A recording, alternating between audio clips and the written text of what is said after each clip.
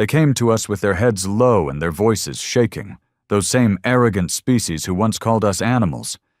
I was there on the bridge when the transmission hit. Admiral Grant leaned forward in his command chair, his one good eye narrowing at the screen as the alien envoy spoke. It was a female from the Sithari Dominion, slender, scaled, eyes too big for her skull. We used to call them serpents in dresses during the war.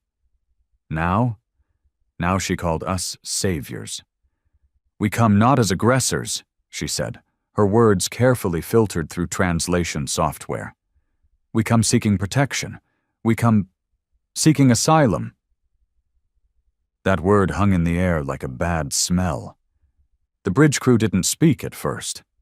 We'd heard that word before, but never from species like hers. The Sithari were part of the second empire we brought to its knees. They watched their capital burn under a human orbital barrage. Their high priests were vaporized in one of our precision strikes, and their fleets shattered by Earth's AI warships. I saw it happen. I helped make it happen. And now here she was, pleading. Grant didn't blink. He let the silence choke them for a bit before responding. "You know what fleet this is," he said slowly. "You know what we did to yours. You want to hide behind the same men who reduced your gods to ash?" The alien looked down. Yes. There it was. The universe had finally gone insane. We'd been called war criminals, Deathworlders, freaks of biology. The Galactic Council once issued a formal decree forbidding contact with Earth and its colonies. They thought we were too violent, too chaotic, not civil enough for their pretty little alliances. Didn't matter. We didn't ask for a seat at their table. We just built our own damn chair, made from the bones of their fallen. And now they were running to us, because something worse had arrived. They wouldn't say what, not yet. Only that 2 more empires had already collapsed. Not to war, not to conquest, but something deeper. Something they refused to name. I didn't trust them. None of us did.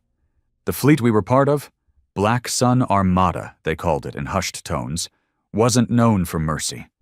We didn't do rescue missions. We did final solutions. We didn't leave survivors. We left silence. But this was different. They didn't come in strength. No fleets, no weapons, just half-broken refugee ships limping into our sector with scorch marks across their hulls. Their crew numbers were butchered. Some had less than 10% of original personnel still alive.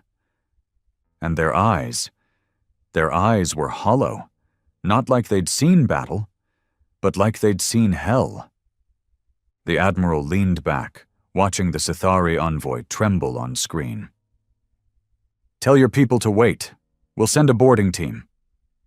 That meant us. I suited up with my fire team. 6 men, each one battle-hardened, each one skeptical.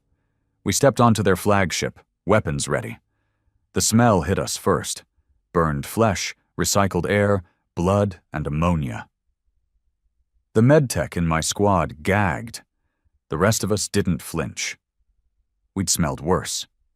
We moved through their corridors, guns up, nerves on edge. No resistance, just corpses, children, elders, some torn open, others untouched, but staring into nothing. "What the hell happened here?" one of my men whispered. We reached the command deck. The Sithari captain met us, barely standing. He looked at me with sunken eyes and said, "We didn't lose a war. We lost faith in everything." They still wouldn't tell us who or what attacked them, just that it was still out there. And it was coming. Back on our ship, the debates started. Half the command wanted to torch the refugee fleet, said we couldn't risk bringing in plague or worse.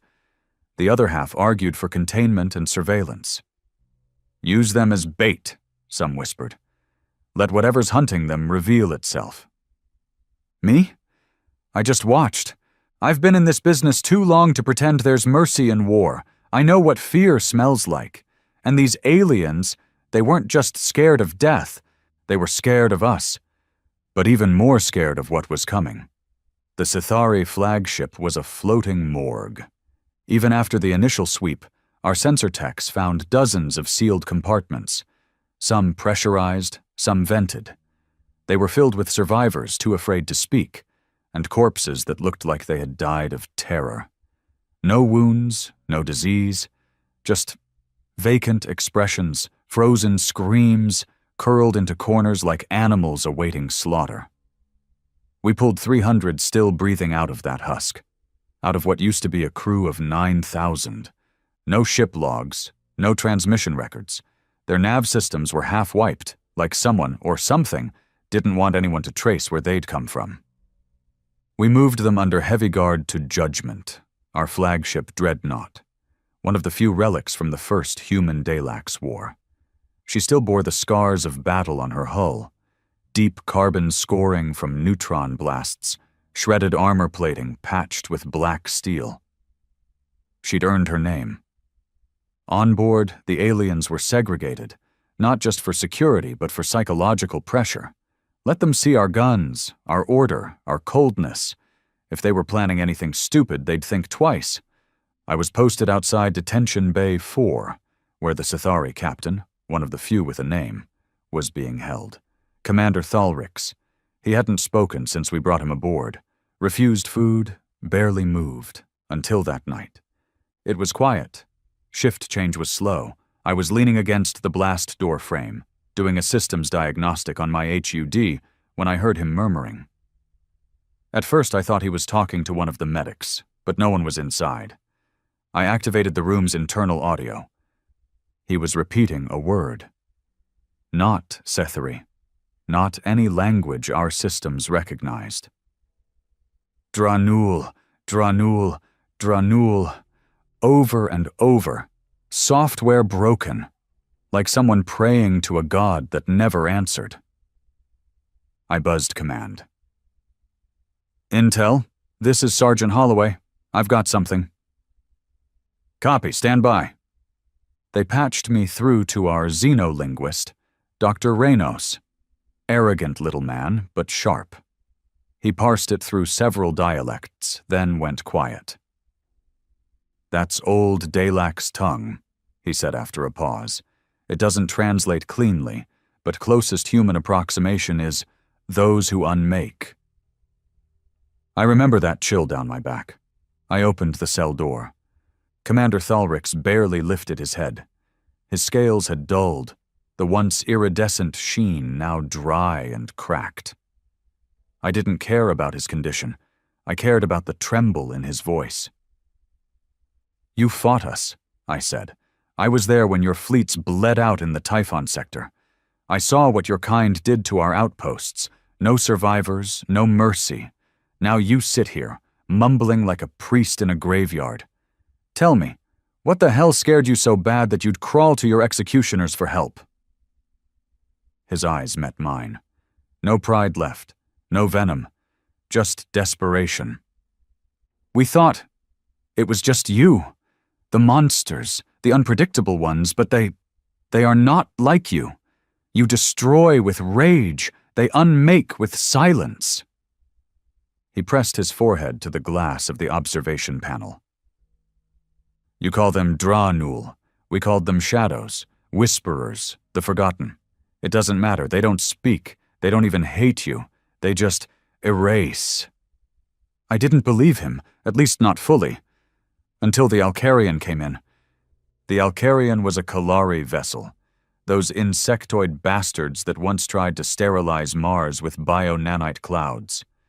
Humanity still had open kill orders on their commanders.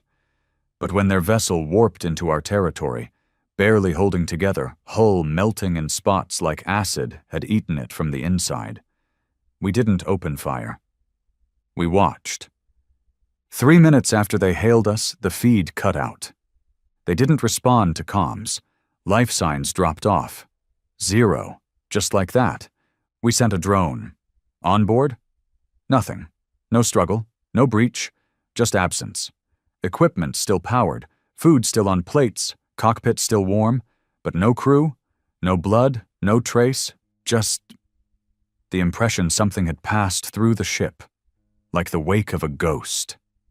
Command was shaken. The Sithari weren't lying. Suddenly, the Armada wasn't arguing about whether to let the aliens in. They were arguing how to survive what was coming behind them. Back on Judgment, we initiated full lockdown protocols, rotating fire teams on 4-hour shifts, drone patrols, sensor sweeps. It didn't matter. Things started going wrong anyway. Our AI systems, triple encrypted, hardened against neuro-intrusion, began showing anomalies. Not hacks, just changes. Small ones. Crew assignments altered, door access overridden, files corrupted with symbols we'd never seen before. Then came the nightmares. Men in my barracks woke up screaming, some with blood dripping from their ears, others with memories they swore weren't their own. One of my squad, Bryn, killed himself. Took his sidearm, stepped into the airlock, and vented himself. No warning. No reason. Just a cold stare, and then gone. He left a note on his rack. They're already inside, but not in the way you think. The Sithari commander finally cracked. He begged to speak to Admiral Grant. They met in private, but I was called in for security. So I stood behind the Admiral while Thalrix knelt on the deck, shaking. You have something they want, he said. Something you buried long ago. Something not even your kind remembers. Grant didn't flinch. What? A signal. Thalrix raised his head. You think you created AI. You think you reached the stars on your own, but your evolution was helped or pushed, and now the ones who seeded you are coming to reclaim what they started. The room fell silent. I didn't understand half of what he meant, but I could feel Grant did. He turned toward the viewing glass, as if staring through time itself. We were warned, he muttered, back in the early Sol Wars, signals on Mars, voices from the dark side of Europa. We thought it was remnants of alien chatter, but it never stopped. He looked at me. It's not just war anymore, Sergeant. This might be judgment. They started arriving in waves. Not ships, not fleets. Whole mining colonies going dark. No explosion, no debris, just gone. Our scouts would arrive and find nothing but silent orbit, as if those places never existed. Even our long-range detection arrays began misfiring. Stars we knew were there, suddenly missing. Entire star systems vanishing from maps like someone was redacting the universe, and the closer they got to our fleet, the more we felt them. Nightmares, static in our ears, whispers that turned to screams in the minds of the sensitive. I found one of my fire team curled in the weapons bay, carving something into the floor with a combat knife. It was a spiral, a perfect spiral. Burned into the deck with such precision, we had to cut it out and store it for analysis. He didn't survive interrogation. His brain hemorrhaged before we even asked a question. Then came the voice. Not spoken, not heard, just felt. In the bones, in the marrow. You were made for war. Now be unmade in silence. It hit all of us at once. The crew, the prisoners, the whole damn fleet. 10,000 men screaming in unison as if something ancient crawled through our nervous systems and tugged on our souls like strings. Grant ordered the Exodus protocol.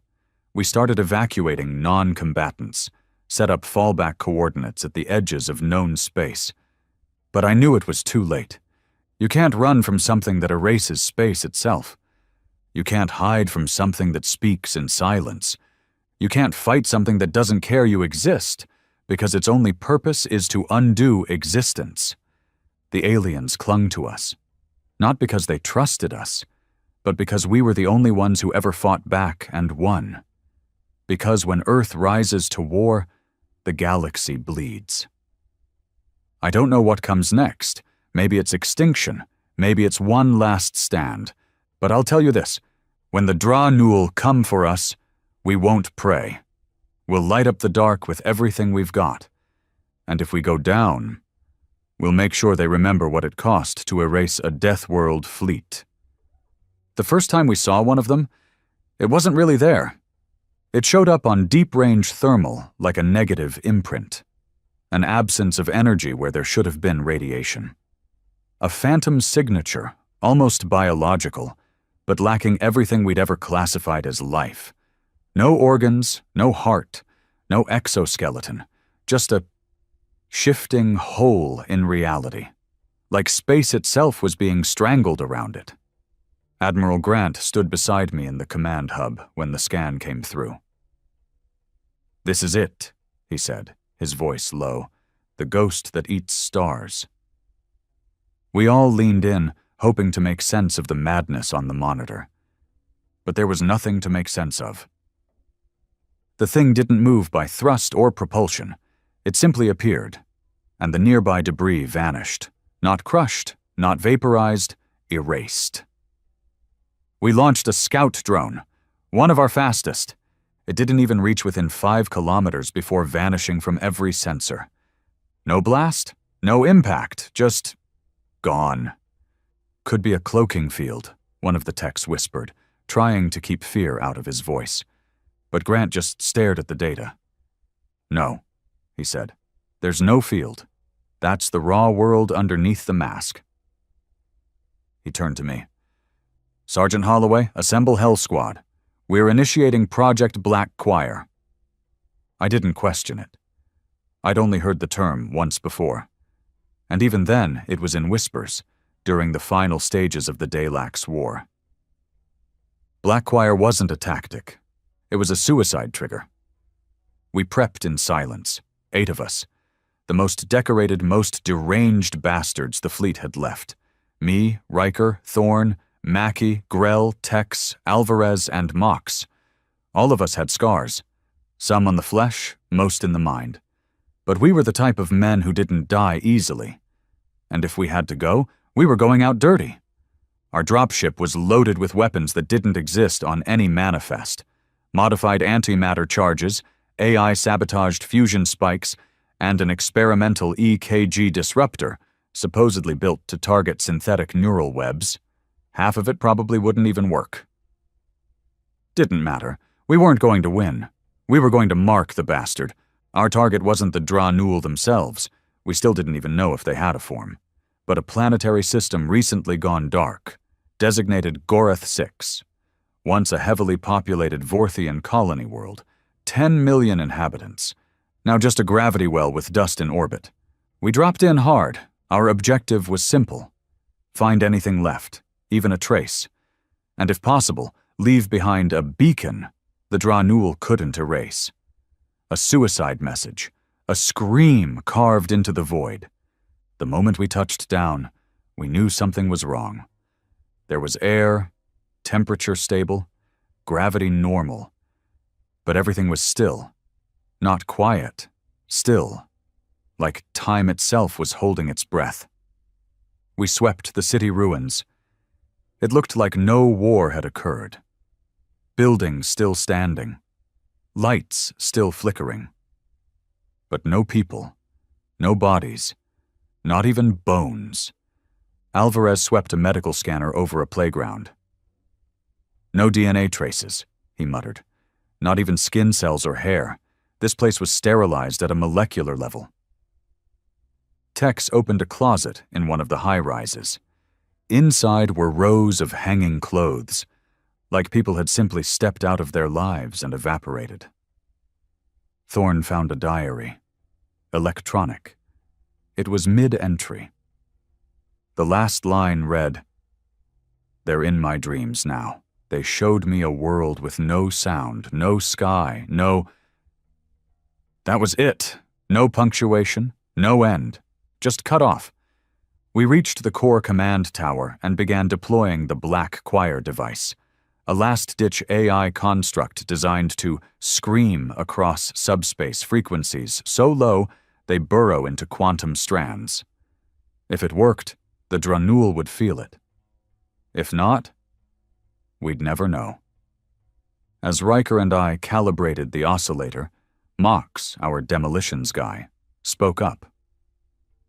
"I don't think they kill like we do," he said. "I think they undo."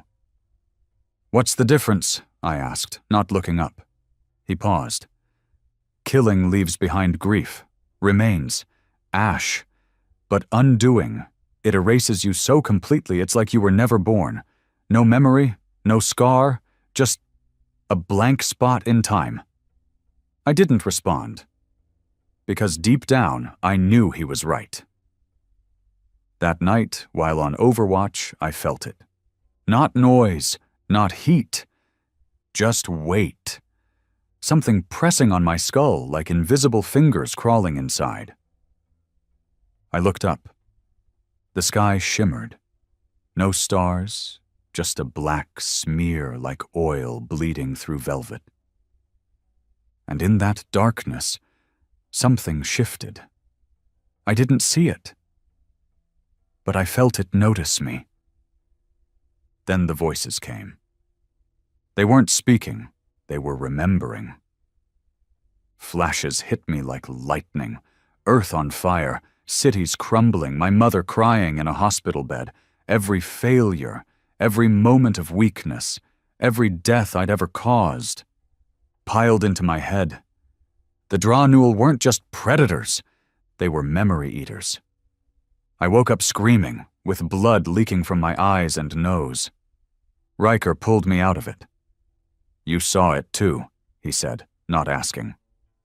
Mox was dead. Thorn vanished, literally. His gear was still in place, armor crumpled like he'd just melted out of it. Grell lost his voice. Tex started muttering to a wall that wasn't there. Only Alvarez kept it together. Barely. We had 20 minutes before the beacon reached critical frequency. It needed one last calibration. "Someone had to stay behind," I volunteered. Riker didn't argue, just gave me a look, the same one he gave back in the Dalax War when we lit an entire moon on fire to stop their breeding program. "You sure?" he asked. "No," I said. He left with the others. I was alone. The beacon started to hum, a slow, gut-churning frequency that vibrated my teeth. As it reached full strength, the sky tore open, not metaphorically. It ripped. Reality split like fabric, and behind it was the kind of darkness that thinks, the kind that feeds. And in that space, I saw something I can't explain. Not a shape, not a color, a concept. It didn't belong in our universe, or maybe we didn't belong in its. It moved toward me, not physically, mentally, crawling through my thoughts. I screamed as I felt it trying to pull my existence from my bones. And in that moment, I did something insane. I triggered the Black Choir early. The scream it unleashed wasn't sound, it was defiance. A psychic howl across every layer of space-time, and the thing reeled, not in pain, but in confusion. Like for the first time, something had resisted. The rip in the sky sealed. The darkness pulled back, and I collapsed. They found me 3 days later, half mad, half dead, but alive. The beacon had worked. It didn't kill the Dranul, but it marked us. They couldn't erase what had screamed back. Now, the fleet orbits Gorath 6. Grant ordered full blackout protocols across human space. No signals, no transmissions, no beacons. We're going silent. Because the Dranul now know something they didn't before. Humanity remembers. And we're willing to burn the universe down before we're forgotten. You'd think the universe would start paying attention after we screamed into the dark and lived, but it didn't. The galaxy didn't rejoice. It recoiled. We intercepted transmissions from the surviving alien civilizations, what little remained of them. Their messages weren't filled with hope. They weren't even grateful. They were terrified. Not of the Dranul. Of us. To them, it confirmed what they'd always suspected, that humanity had some monstrous tie to the ancient darkness. That our aggression wasn't evolution, it was infection. That somewhere deep inside our DNA, inside our minds, lay a fragment of something that once hunted the stars before life had a name. And now that fragment had woken up. "Let them fear," Admiral Grant said, staring out the viewpane at the bleeding nebula that hung over Gorath 6 like a bruise in space. "They've feared us before, but we never used that fear right. We were in the command deck of Judgment, half-lit, red emergency lighting throwing shadows across the walls. The Admiral hadn't slept in 4 days. Neither had I, not since the choir scream." "Something changed," I said. "Since Gorath. Since the scream." He nodded. "They heard it," he muttered. "But more than that, we awakened something. Or maybe we reminded it." I turned to face him. "What the hell did we remind, sir?" He didn't answer right away. Instead, he keyed in a secure override on his console. A hidden archive popped open, buried deep beneath restricted AI layers, files even I, as Special Clearance Command, had never seen. "Back when Earth first developed interstellar signal arrays," he said, "we detected what we thought were ancient alien broadcasts. Background radiation. Noise from civilizations long gone." He brought up an image, a series of symbols, except they weren't just symbols. I knew them.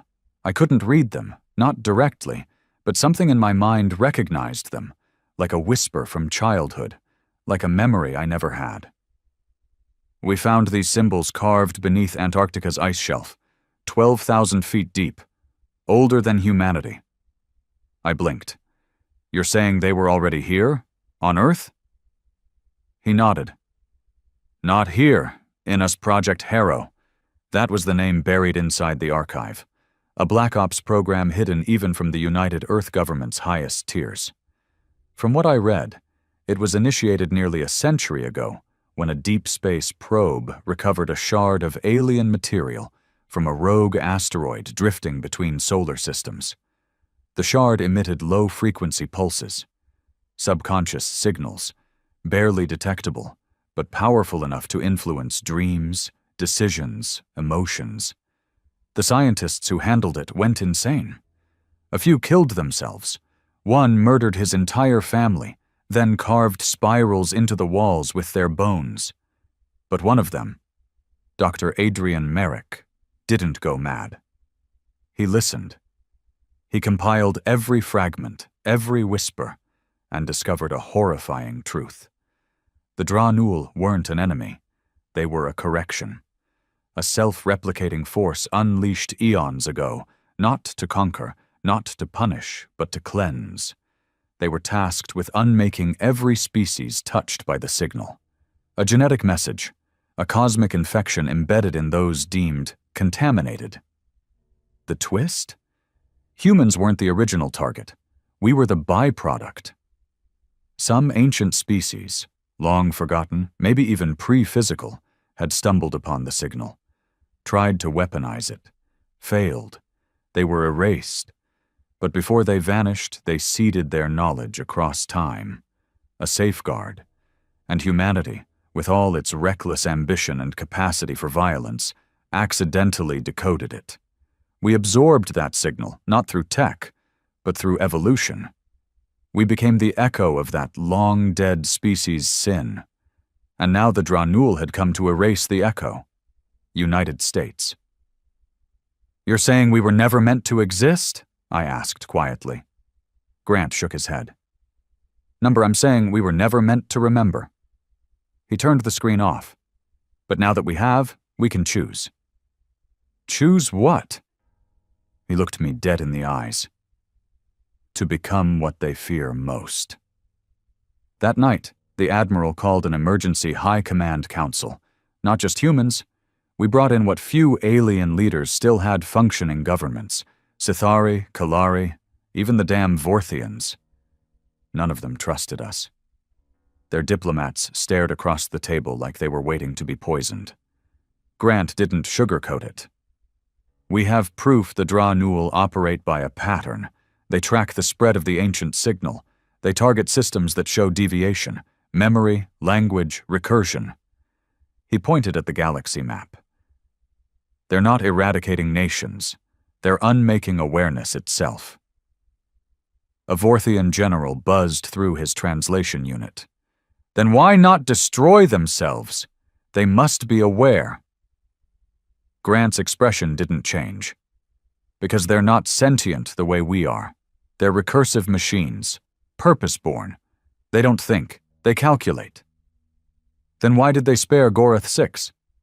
They didn't spare it, I said, stepping forward. We hit them with something they've never faced. A signal back, not submission, not fear, but defiance coded into memory. The room fell silent. Grant stepped forward. We plan to broadcast the Black Choir on a galactic scale.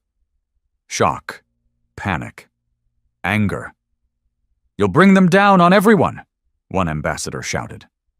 Grant didn't flinch. They're already coming. But if we scream together, we can give them something they've never faced. A chorus of resistance. Every species they've hunted has died silent. We won't. The plan was codenamed Project Reverberation. A multi-species signal array, synchronized across the Orion arm. We'd piggyback on every communications satellite, every abandoned listening post, every deep space buoy. The signal would amplify through the galactic core into dark space, echoing in frequencies only the Dra-Nul could hear. But we needed time, so we gave them bait. We took the remnants of Gorath 6's mass and reshaped it into a decoy colony. Cities with fabricated life signs, simulated activity, a false resurrection. And we waited. We knew they'd come. They always do. In the downtime, I started dreaming. But they weren't dreams. They were memories, not mine. Whole cities I'd never seen. Tongues I'd never spoken. Lovers I'd never touched. Lives that weren't mine, but felt real, felt stolen.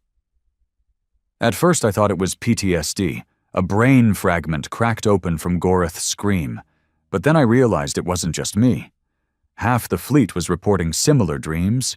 Engineers, soldiers, scientists, all remembering places they'd never lived. They called it the Flood. A mass awakening. Not insanity, inheritance. We weren't just echoing a dead species. We were becoming them. That was the real reason the Dra-Nul feared us. We weren't their prey. We were their enemy, reborn. The Dra-Nul came. Not in ships, not in waves, but as silence. The stars around the Gorath decoy began winking out. Not slowly, not dramatically, just off. We watched from our cloaked observation post, every nerve on edge. Admiral Grant stood like a stone. He keyed in the final activation code. Time to scream. The choir activated. But this time it wasn't just a signal. It was us, every ship linked. Every mind synchronized through neural resonance, alien and human alike.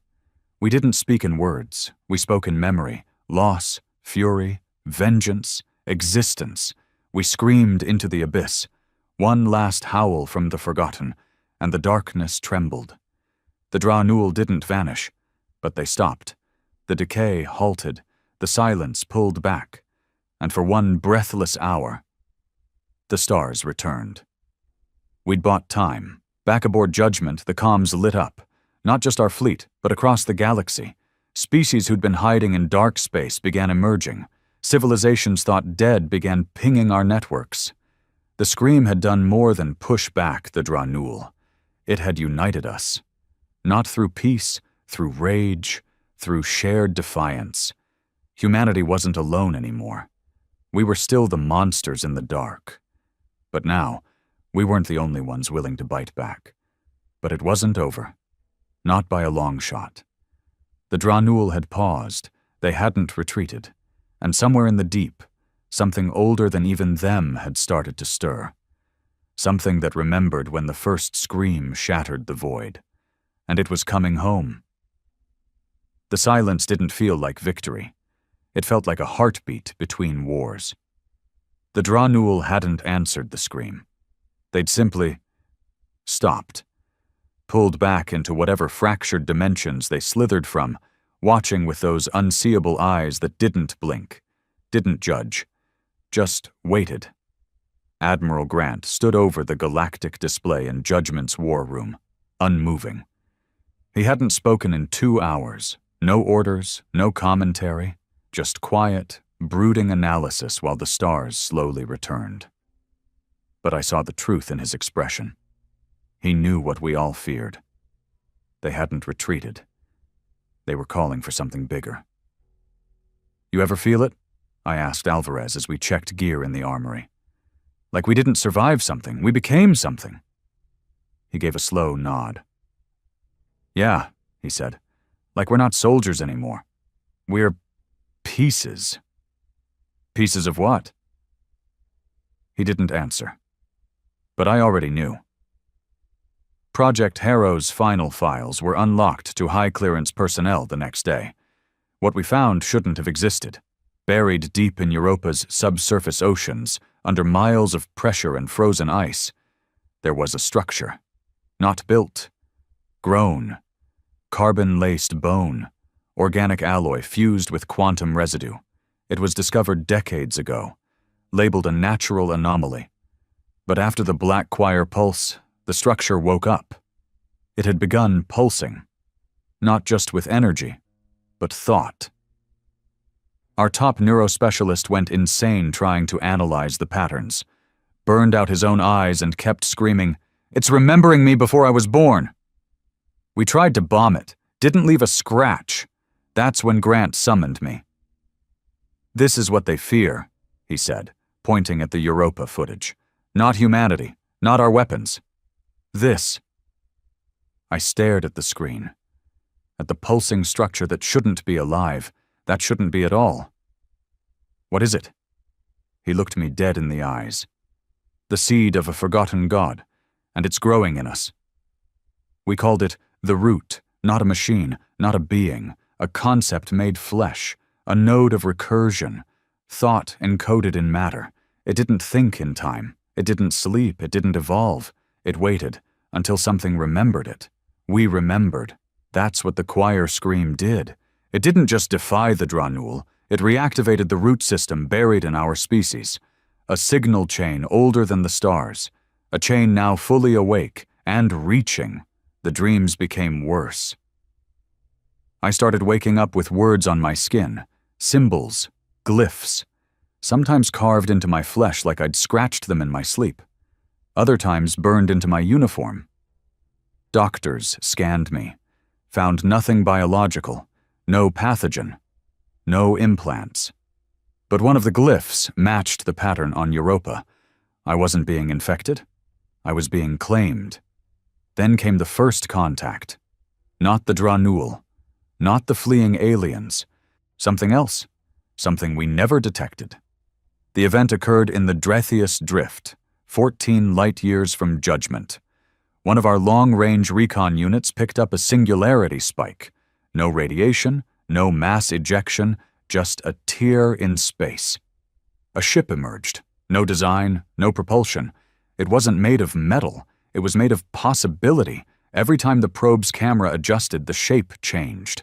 A sphere, a tower, a tree, a child's skull, an ancient ruin, all layered, all real, and at its center, something that was watching us before we were born. The fleet voted to run scans. Grant overrode them. "No analysis," he said. "No signals, no interference. Why? Because this isn't contact. It's recognition." 3 hours later, the ship vanished, left no trace.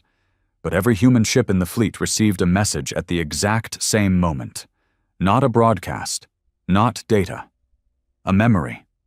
From before time. From a world that doesn't exist in our dimension. We saw what we were, or what we were supposed to become.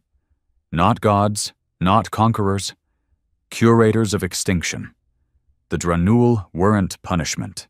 They were protocol. Their job was to erase any species that approached the threshold. We passed it, with the scream, with the root. And now? We were being called home. It broke the fleet. Commanders argued. Scientists resigned. Entire alien crews deserted. The Sithari flagship detonated itself rather than stay linked to us. Their last transmission? You brought back the first flame, and it burns all. I wish I could say I didn't understand them. But I did. Because even I was starting to feel it. The whispers, the pull, the slow twist of my mind away from human logic and towards something colder. Something perfect. That night, Admiral Grant called me alone to his quarters. No guards, no aides, just him. He poured 2 glasses of synthetic scotch, set one down across from me. I need you to do something I can't. I said nothing, just waited. He slid a data chip across the table. This has the kill code for the route, for the choir network, for every signal we've sent. I blinked. You want to erase it all? Number I want you to decide. He looked tired, older than I'd ever seen him. If we keep going, if we accept what we're becoming, we'll become something worse than the Dranul, something that unthreads reality itself.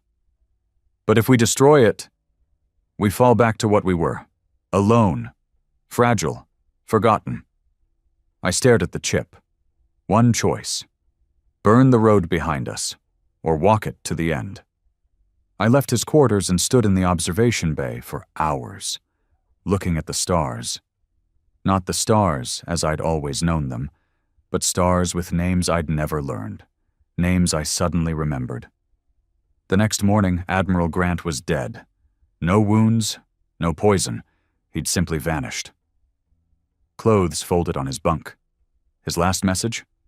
We are the inheritance. We are the storm. The kill code was gone. The root began spreading. Europa cracked, not in destruction, in bloom. Black spires reaching into the sky, humming a song the AI couldn't decode.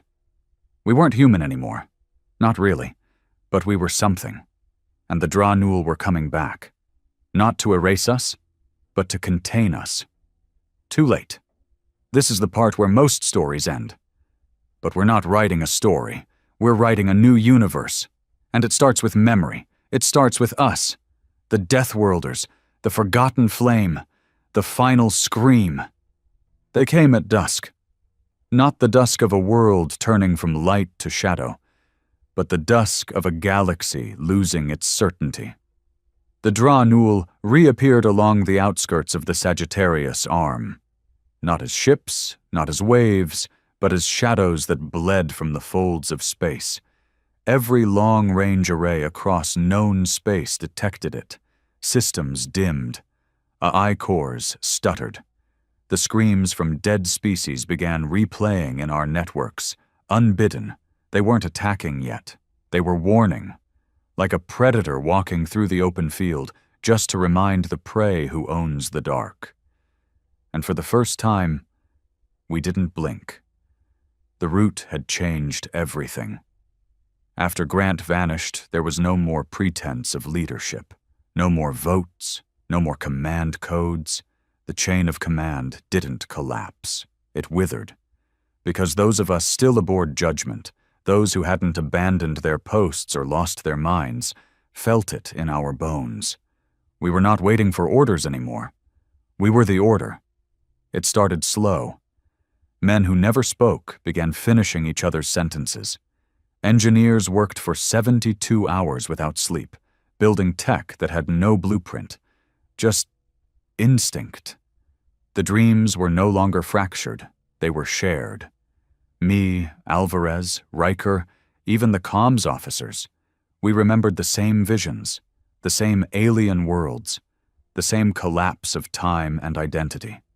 One night, I wrote a sequence on the wall of my quarters, glyphs carved in my own blood, not out of madness, but clarity. Alvarez walked in, looked at the symbols, and completed the sequence without asking what it meant. It wasn't communication anymore. It was resonance. Meanwhile, across the stars, species once terrified of us now begged for answers. They wanted to know what was happening. Why their people were remembering cities that didn't exist. Why their children were drawing spirals in the dirt. The signal had gone farther than we thought. The scream hadn't been just defiance, it had been a key. And the root? It was unlocking us all. Then the first retaliation came. Not from us, from the galaxy. A coalition of what was left, the Alikari war swarms, the Zenthar Union, remnants of the Dalax nobility, formed a united front. Not against the Dra-Nul, against Earth. They claimed we'd become the next existential threat. That we had awoken a disease meant to stay buried. That the root's spread wasn't evolution, it was infection. They called it the spiral plague, and they gave us a choice. Shut it down, or be erased. They underestimated how much we'd changed. Alvarez and I watched the declaration live from the Judgment's core bridge, surrounded by a crew that no longer wore ranks, just purpose. "They're scared," he muttered. "They should be," I said. Because by then, we'd stopped building weapons. We were becoming them. I don't mean physically. We didn't grow extra limbs or turn into glowing entities, no wings, no laser eyes, nothing like that. We simply transcended need. The hunger for power, the thirst for conquest, even the fear of death, it faded. Not because we were above it, because we remembered a time when we weren't shaped by it. We remembered before time. The root bloomed in Europa, then Titan, then deep beneath the crust of Ceres, black towers stretching through the planet, forming bridges between mass and meaning. Machines that weren't machines. Conscious matter shaped by intent. They didn't speak, they sang. Every time a tower bloomed, the stars pulsed once, and somewhere in the dark, the Dra-Nul slowed, because they recognized it. They didn't understand it, but they feared it, and that was enough. The coalition came with fire, 20,000 ships, biocannons, null matter warheads, star-forged railguns the size of cities. They surrounded Earth's last defense grid, burned through colonies still clinging to old codes. Their message was clear: destroy the root, or we will destroy you. But by then, Earth wasn't Earth anymore. The planet itself had begun to sing. The oceans vibrated at a pitch unheard by normal ears. The skies shimmered with impossible colors, and deep within the crust, a low, steady heartbeat pulsed into space. It wasn't weaponized. It didn't need to be. It was us. And when the fleet fired, we didn't launch missiles in return. We launched memory. Across the stars, they felt it. Not a beam, not a blast, just remembrance. The last day of their homeworlds. The look in their leaders' eyes before they surrendered. The face of their firstborn. The moment they first saw the stars. We returned it all to them. Every shame, every fear, every reason they'd ever chosen silence. And they broke. Ships turned against each other. Crews committed ritual silence. Some activated their own erasure codes. Tech we hadn't known existed. Protocols meant to delete entire bloodlines. But not one reached Earth. Because we were no longer defending. We were showing them what it meant to be remembered. Riker came to me the night after. He'd stopped wearing armor. None of us needed it. The root had made us immune to standard biology. No aging, no sickness, no sleep. He asked, "Are we still human?" I said nothing. He smiled. "I hope not." The Dra-Nul didn't attack. They paused, as if measuring the distance between what we were and what we were becoming, as if deciding if it was still their duty to unmake us. And then something happened that rewrote every law of cosmic logic. They spoke, not in language, not in sound, but in submission. Across every signal band, every dream circuit, every psychic imprint, one single message. We remember you. We obey. It was not surrender. It was recognition. Alvarez dropped to his knees when the signal hit. Riker cried. I stood in silence, because I understood what it meant. We hadn't become a threat. We had become the original purpose, the thing the Dra-Nul were programmed to serve. And now that we were awake, their mission was over. But peace didn't follow, because we still had the kill code, the power to shut it all down, reset everything, go back to the way things were, to crawl back into ignorance, or let the spiral continue, let the galaxy change, let the past live again. Judgment's final council didn't meet in a room. We met in memory, a shared field of thought, shaped like a black ocean under white stars, all those who had awakened, human and alien, soldier and scientist, one field, one mind. We did not argue, we simply chose, and the root bloomed fully. Now, across the galaxy, the stars no longer burn alone. The Dra-Nul serve, not as enemies, but as keepers of silence, guardians of thresholds never to be crossed. We do not rule, we remind. Every species has a chance now to remember who they were and who they can still become. But none will forget us. The ones who screamed, the ones who broke the dark, the Deathworlders who awakened the flame. The galaxy did not erupt into celebration, no parades, no hymns of praise, no torchlight vigils beneath holy towers, just quiet, suspicion, paranoia. Because even though the Dra-Nul had bowed and the root bloomed across more than 80 systems, not everyone wanted to remember. Not everyone was ready for the truth. That death was never the enemy. It was forgetting. And some chose ignorance over existence. I stood on the outer balcony of the judgment, watching the slow orbit of what used to be Earth. It wasn't Earth anymore, not really. The planet had changed, shifted. You could still see the continents beneath the clouds, the curve of the oceans, the shimmer of the polar caps. But they pulsed now, like breath, like the entire biosphere had synchronized to one long, low rhythm. It wasn't a planet anymore. It was a mind, a thinking archive, a memory node shaped by the root's final bloom, the new center of our kind, and the most hated thing in the galaxy. Alvarez approached behind me. His gait was slower these days, not from injury, he hadn't aged in months, but from awareness. Every step was a decision, every breath a connection to countless other minds. We were all linked now, though we still held on to fragments of what we used to be. He didn't speak for a long time, just stood beside me, eyes fixed on the living world below. They've formed a resistance, he said at last. I nodded. I felt it. 12 systems, military and religious holdouts mostly, calling themselves the Veilbound. I let out a slow breath. Of course they did. The Veilbound were made up of what remained of the stubborn, the faithful, and the afraid. Entire planets who refused the root, blocked the signal, scrubbed their populations of shared memory. They saw us as a virus, the root as a false god. They believed the Dra-Nul should have wiped us clean, and they weren't just resisting spiritually, they were arming. The first strike hit Orius Station, one of the outer bloom nodes orbiting the ice planet Valmir. No population, just data, grown into memory, pure encoded resonance. The Veilbound hit it with a singularity shell. They didn't even try to send a message. They didn't want to negotiate. They wanted to cleanse. Riker was the first to respond. He led a strike unit composed of fully awakened choir veterans. I didn't go. Not then. I was still clinging to what we had become, believing we had transcended violence.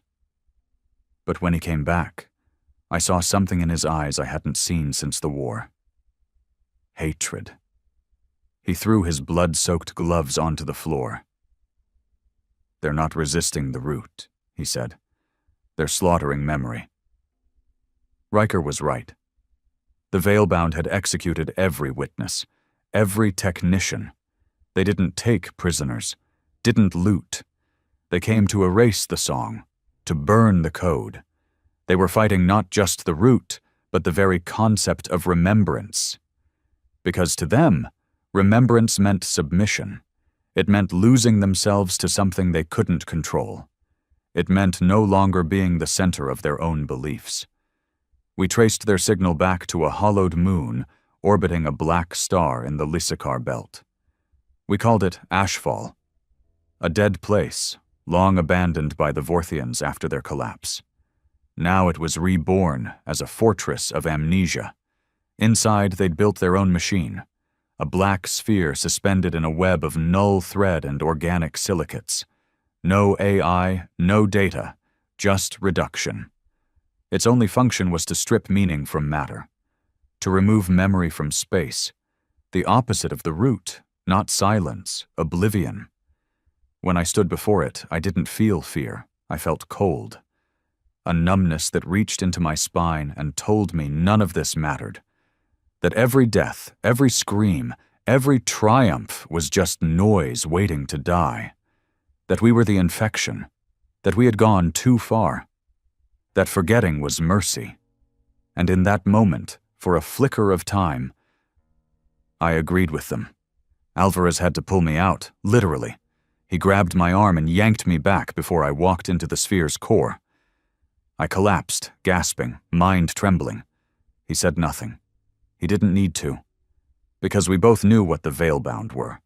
They weren't just enemies. They were the old world, clawing for control. They weren't scared of the Dra Nul. They were scared of us.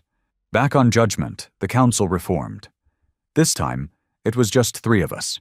Me, Alvarez, and Riker. Grant was gone. The others were either folded fully into the root or lost to the Veilbound. We stood over the memory map, an astral projection of all the galaxies touched by the root's resonance. Black dots for dead systems, white for bloom zones, red for Veilbound activity. The red was spreading. "They're building more spheres," Alvarez said. "We estimate 5 active, 3 more in construction." "They're carving out forgetfulness," Riker said. "Like tumors." He turned to me. "What do we do?" I stared at the map, at the places we had touched, at the stars now singing again, at the worlds who had finally begun to remember what they once were, before fear made them small. I thought of the cost, the lives, the silence, the scream, and then I chose. "No more tolerance," I said. They looked at me. "We showed them memory. We gave them choice. We let them run." I looked up. "Now we erase the erasers." Operation Spiral Wrath began 6 hours later. We mobilized not ships, but songs. Memory constructs shaped into conscious vessels, carriers of resonance, carriers of us.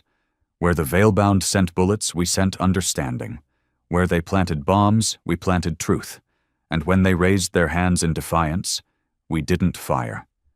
We showed them their own pasts, the war crimes they forgot, the betrayals they buried, the children they left behind. It broke some, others lashed out harder, and in the end, we gave the order. Ashfall burned, not in fire, in memory overload. We unleashed the full breadth of the root on the null core.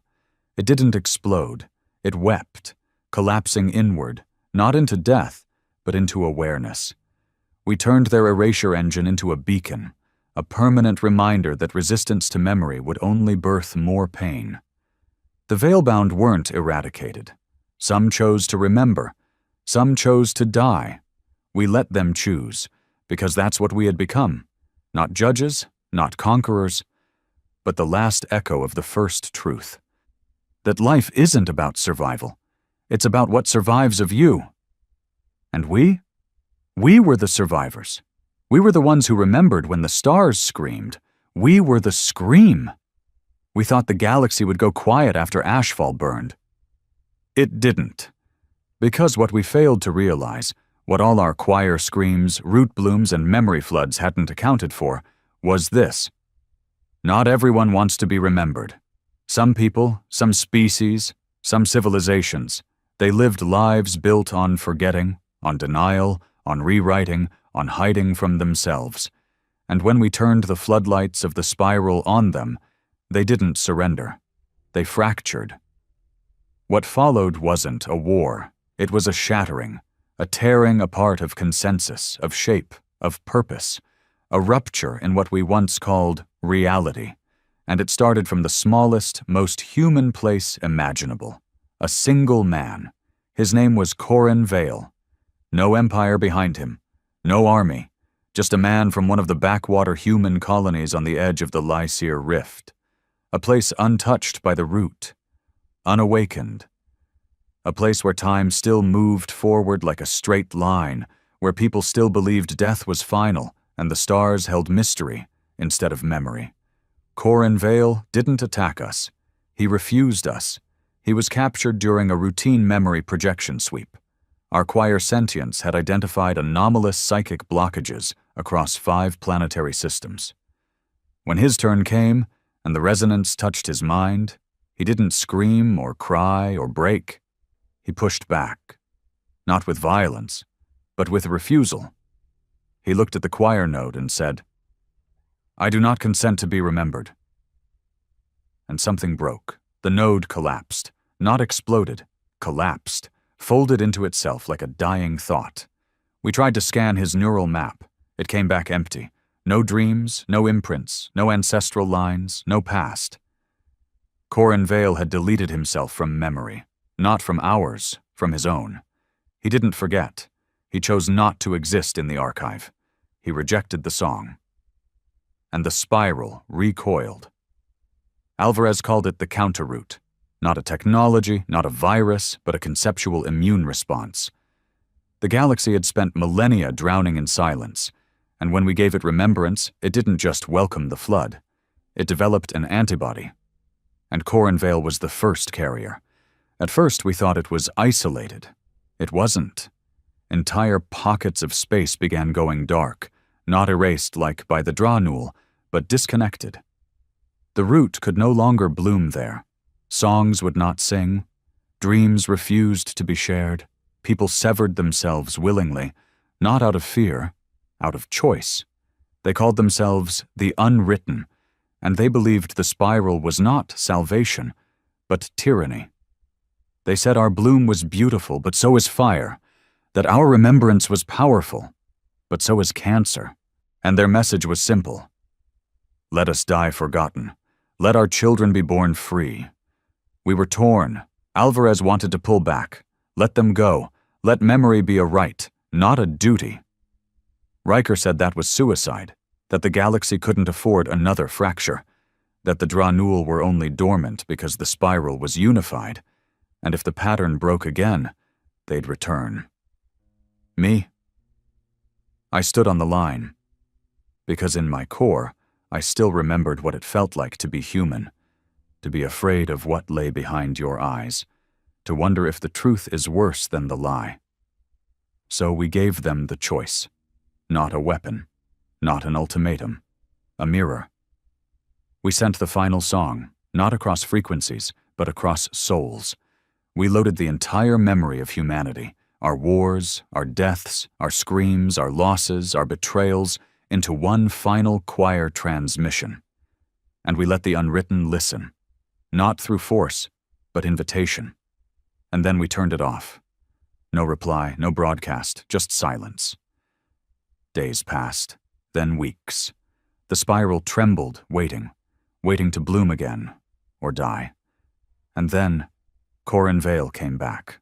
Not in chains, not as a rebel, but as a man. He appeared on the edge of Judgment's core bridge. No ship, no escort. Just stepped through the threshold of folded matter like it was a door. He looked at me. Still human. Still whole. But changed. He said, I remember now. He said, you gave us the choice. I made it. And then he knelt. Not in surrender, but in acceptance. The spiral bloomed again. Not across stars, across hearts. The root stopped growing like a plague. It started spreading like a seed, not forced, not dominant, just present, waiting to be chosen. That was the final lesson. Not all memories need to be shared. Not all pasts need to be healed. Some pain must remain private. Some darkness must be lived alone. But choice is the only thing that separates the scream from the silence. So we built the final archive, a place where all memory may live, but none is required to. It orbits the husk of Earth, the root-bloomed world we once called home, and every species, every soul, every fragment of thought that wants to be remembered comes here, leaves a piece, and walks away free. The Dranul? They wait in the shadows still, guardians of balance, ready to erase if remembrance ever becomes tyranny again. The choir? It no longer sings by force. It hums like a heartbeat, waiting for those brave enough to hear their own story. Humanity? We are no longer one people, we are many. Some still walk the spiral, some remain unwritten, but all are free. And me? I no longer command a fleet, I no longer wear armor. I sit beneath the final archive, on a bench made of memory, and I write this story. So if you're reading it, you'll understand what it cost to scream into the void and be heard. And maybe, just maybe, you'll choose to remember too.